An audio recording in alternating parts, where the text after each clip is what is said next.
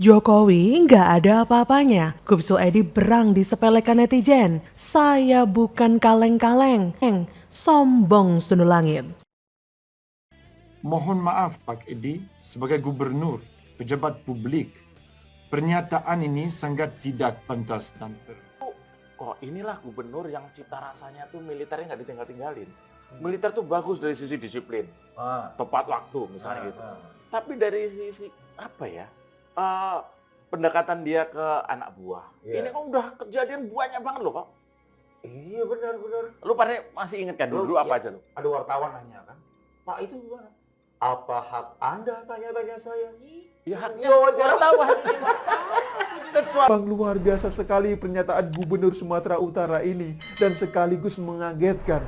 Ya kalau saya perhatikan ya, dia ini jarang-jarang bicara, tapi sekali bicara langsung bikin gempar netizen plus 62.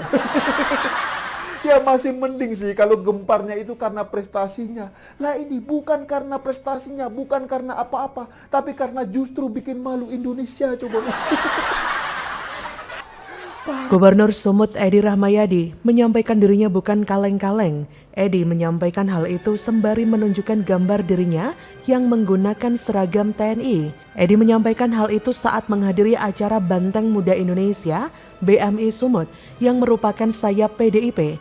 Di awal sambutannya, Gubso meminta ditampilkan gambar dirinya saat menggunakan seragam TNI dulu. Setelah Edi berbicara itu, layar yang ada di panggung menunjukkan saat Edi menjadi pemimpin upacara pada HUT ke-72 TNI pada 2017. Saat itu Edi menjabat sebagai Pangkostrat dengan bintang 3 di pundaknya. Edi mengatakan menampilkan hal itu karena ada yang menganggapnya sepele, menganggap ia kecil. Edi pun meminta agar BMI Sumut tidak ikut menganggapnya sepele. Edi mengatakan menganggapnya sepele adalah sebuah dosa. Gak bisa move on ya. Saya heran banget sih dengan orang ini. Kenapa sih? Kelihatannya kok masalah hidupnya itu banyak gitu loh. Berat banget gitu. Sampai-sampai harus caper kayak gini. Memang kedewasaan terbentuk dari pengalaman hidupnya yang kenyang dengan lika-liku kehidupan. Perubahan zaman yang dialami, kepahitan hidup yang melanda ikut membentuk kedewasaan seseorang. Kedewasaan makin matang jika pernah mengalami banyak hal yang pahit dalam kehidupan. Tapi tidak dengan Gubso. Dia ini udah tua tapi kok kekanak-kanakan. Penampilan fisik dan usianya saja yang bertambah matang tapi nggak dengan pola pikirnya. Baperan, mana nggak bisa move on lagi. Gubso belakangan ini memang sering melakukan tindakan-tindakan yang nggak perlu. Bukan bekerja keras mengeluarkan program-program yang pro rakyat, tapi malah menyinggung pihak lain, menyombongkan diri. Memang sih dia adalah purnawirawan TNI dengan pangkat bintang 3. Namun itu semua sudah tidak berguna di mata masyarakat. Rakyat hanya ingin bukti kinerja Edi sebagai seorang gubernur yang mengayomi rakyatnya, mendengarkan keluhan dari rakyat, dan juga memastikan kesejahteraan dan kebahagiaan masyarakat Sumatera Utara. Bukan malah menyalah-nyalahkan warga ketika mendapat teguran dari presiden. Dan bukan malah pamer dan menyombongkan diri bahwa dia adalah seorang purnawirawan TNI dan mantan pemimpin upacara HUT RI. Orang Sumatera Utara memang terkenal dengan gaya bicara yang cukup keras, bahkan terkadang cenderung kasar. Hal ini kadang membuat orang Sumatera Utara sering didiskreditkan dalam hal sikap. Tapi perlu diketahui bahwa gaya bicara masyarakat Sumatera Utara yang cenderung keras tersebut hanya terjadi dalam komunikasi nonformal, sama seperti gaya bicara masyarakat Jakarta yang selalu menggunakan lo gue. Tentu hanya sebatas komunikasi nonformal. Aslinya mah baik-baik. Tapi gaya berbicara Gubernur Sumatera Utara di ruang formal tentu tidak adil kalau kita menuntut banyak dari seorang pejabat yang baru sebulan dilantik. Tapi sejak dilantik pun belum ada kelihatan tanda-tanda akan ada gebrakan yang hendak dilakukan Edi dalam memimpin Sumatera Utara. Provinsi ini sudah cukup lama menyaksikan pembangunan yang mandek dan tertinggal dari daerah lain. Nyaris nggak ada perubahan signifikan yang terjadi kecuali yang dikerjakan oleh pemerintah pusat. Sebagai daerah yang berada di bagian barat Indonesia, tidak berlebihan kalau berharap Sumatera Utara akan menjadi pintu gerbang Indonesia di kawasan barat. Dari segi pariwisata, Danau Toba telah ditetapkan sebagai salah satu tujuan wisata utama di Indonesia. Dapat ditarik kesimpulan bahwa sebenarnya Sumatera Utara akan menjadi pijakan kebijakan pemerintah untuk bersaing di era global. Dalam mewujudkan rencana pemerintah tersebut, sangat diharapkan kehadiran pemimpin yang capable, pemimpin yang memiliki visi yang jelas dan mau bekerja untuk membangun Sumatera Utara, bukannya pemimpin yang sekedar populer karena kontroversi semata dan sikap tak berbudi macam Gubernur Edi. Gubsu Edi harus segera tinggalkan karakter kekanak-kanakannya seperti itu. Malu loh Pak, udah tua. Jika tidak, masyarakat akan menilai kinerja sang gubernur dan menjadi bahan pertimbangan untuk masa kerja berikutnya. Jadi, bagaimana menurut Anda?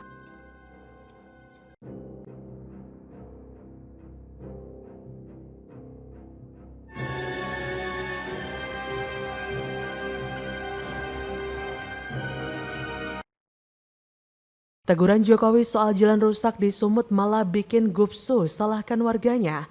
Pemimpin kopla, gak tahu malu. Kalau jeruk kan saya sudah dikirimi jeruknya ke istana kan, saya udah ngerasain, nanti diulang lagi. Setelah melihat di lapangan, ya, yang namanya kebutuhan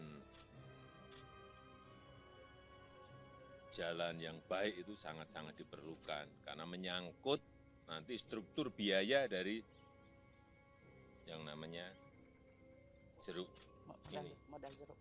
Jangan sampai nanti harga jeruk di sini 5.000, ongkos kirimnya 8.000, nggak sambung nanti.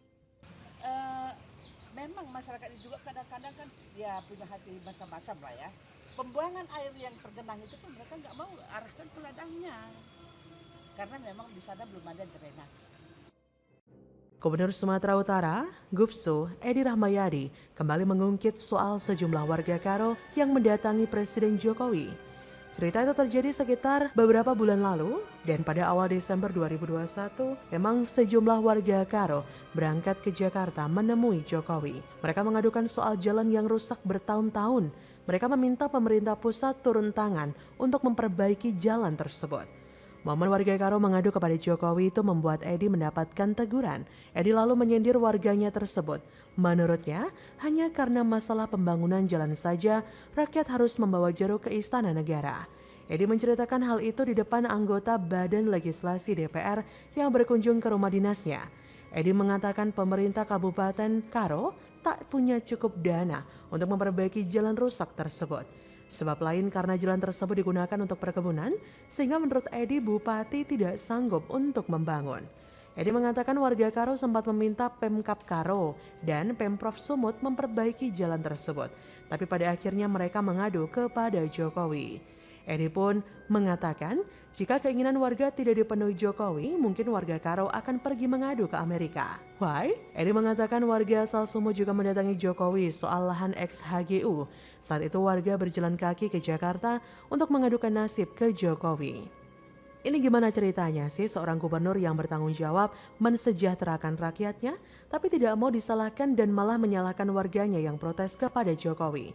Warga protes ke Jokowi bukan mereka ingin menjatuhkan pihak manapun atau bermuatan politis, tapi kedatangan mereka karena permintaan mereka, suara mereka tidak pernah didengar oleh para penguasa bebal semacam Edi dan jajarannya. Sebelumnya jalan yang berada di Liang Melas di atas Karo mengalami rusak yang sangat parah. Hal itu yang membuat sejumlah warga mendatangi Presiden Jokowi.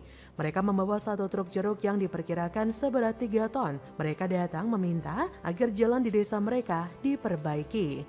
Presiden Jokowi kemudian menerima perwakilan warga itu di Istana Presiden. Jokowi mengunggah momen dikirimi satu truk jeruk oleh warga Karo. Perintah kepada Kementerian PUPR untuk memperbaiki jalan rusak di Liang Melas Datas sudah turun dari Jokowi. Respon Bupati Karo, Kori Sriwati Sebayang pun sama seperti pimpinannya, si Edi. Menurutnya, warga Liang Melas Datas yang mengirim jeruk dan menjumpai Presiden Jokowi untuk meminta perbaikan jalan merupakan inisiatif dari warga itu sendiri. Ia menjelaskan jalan rusak di Liang Melas Datas terus diperbaiki dengan anggaran Pemkab Karo setiap tahun. Ia kemudian menilai salah satu penyebab jalan rusak di Liang Melas Datas adalah karena kesalahan masyarakatnya sendiri. Aduh, mungkin kita bertanya-tanya kenapa warga Karo tidak datang ke pemerintah Kabupaten Karo saja atau pemerintah provinsi di Medan, malah datang jauh-jauh ke Jakarta menemui Presiden. Menurut penuturan warga yang 25 tahun jalannya rusak, sudah merupakan jawaban. Ini jelas tamparan keras warga Karo untuk bupati dan gubernurnya. Jalan di desa Liang Melas Datas merupakan jalan lintas kabupaten. Semestinya Pemkab yang memperhatikan, tapi faktanya tidaklah demikian.